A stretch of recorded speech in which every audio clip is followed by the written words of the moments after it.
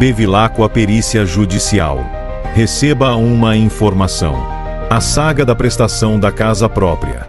V a extinção do BNH e a Lei 8.100/90. Com a extinção do BNH surgiu o PES, Plano de Equivalência Salarial, e o PAN, Plano de Atualização Monetária. O Plano de Equivalência Salarial, PES, representa uma modalidade de pagamento em financiamentos imobiliários dentro do Sistema Financeiro de Habitação, SFH. O PES estabelece que as parcelas do financiamento não podem ultrapassar 30% da renda do contratante, contudo, com a particularidade de serem ajustadas anualmente, seguindo o reajuste salarial. Razões de governo vieram extinguir o BNH, em 21 de novembro de 1986. A experiência fantástica realizada em meio de uma série de mazelas como a inflação que tomou, de forma preocupante, conta do país levaram a uma série de interpretações e adaptações. Plano de Atualização Monetária, PAN.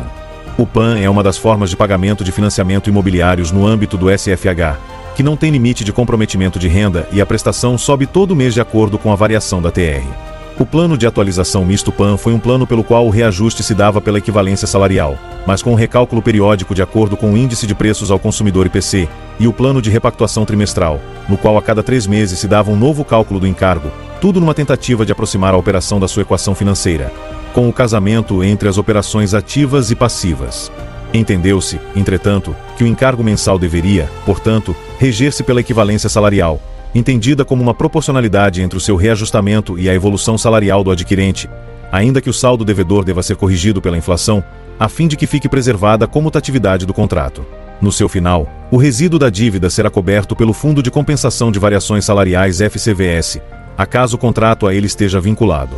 Após toda a discussão, surgiu a taxa referência, TR.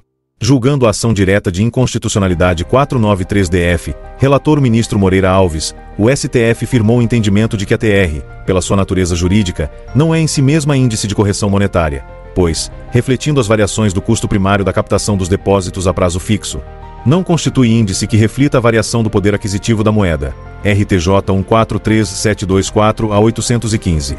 A TR, como taxa de remuneração dos depósitos a prazo fixo, não pode servir de indexador, que houve vozes discordantes no próprio Supremo Tribunal Federal.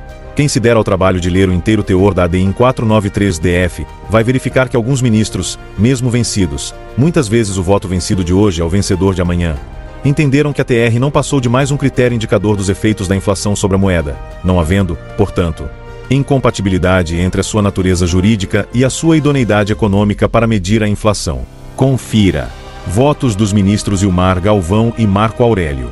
Da capitalização dos juros. Outra discussão que se põe ainda é de que haveria capitalização dos juros, juros sobre juros, na cobrança dessas prestações. A maioria dos decisórios são desfavoráveis. A legislação que rege o sistema financeiro de habitação não prevê a possibilidade de incidir a capitalização exponencial, ou seja, juros sobre juros, nas prestações devidas pelos mutuários.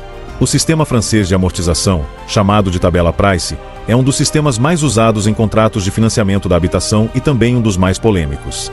Alega-se que a tabela gera uma evolução não linear da dívida, compatível com cobrança capitalizada de juros. Também se afirma que a prática seria incompatível com o SFH, cuja finalidade é facilitar a aquisição de habitação pela população menos beneficiada.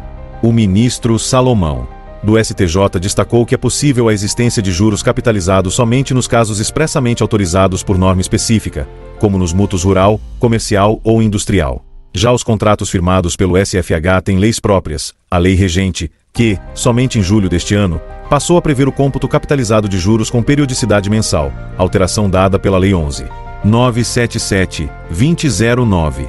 Até então, destacou o ministro relator, não era possível a cobrança de juros capitalizados em qualquer periodicidade nos contratos de mútuos celebrados pelo SFH.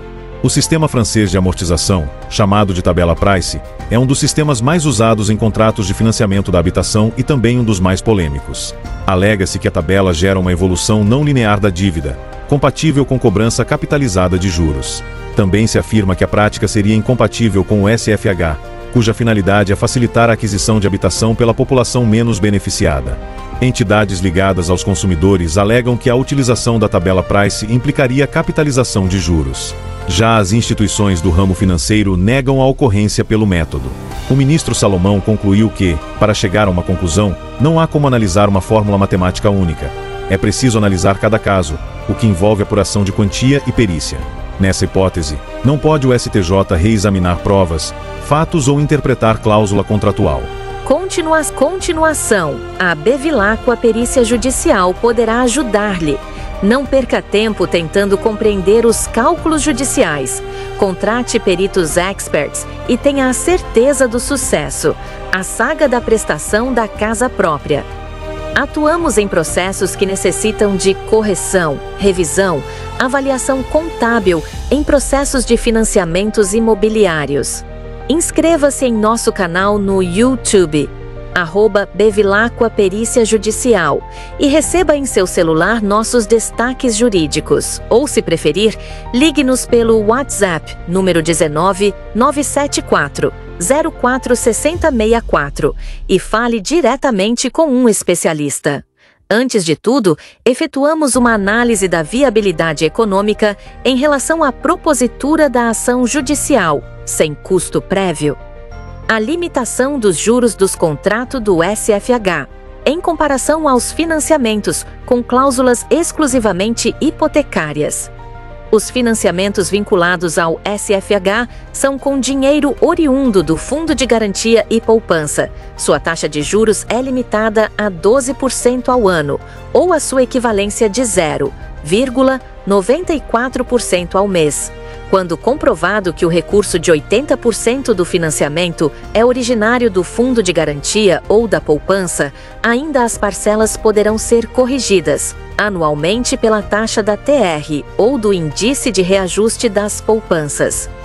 Ao passo que os demais contratos de financiamento, principalmente os acima de R$1,5 milhão do SFH, e são feitos com negociação direta com os bancos comerciais, com a garantia de cláusula hipotecária.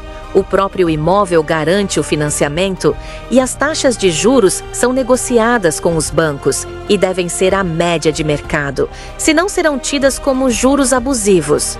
Bevilacqua Perícia Judicial.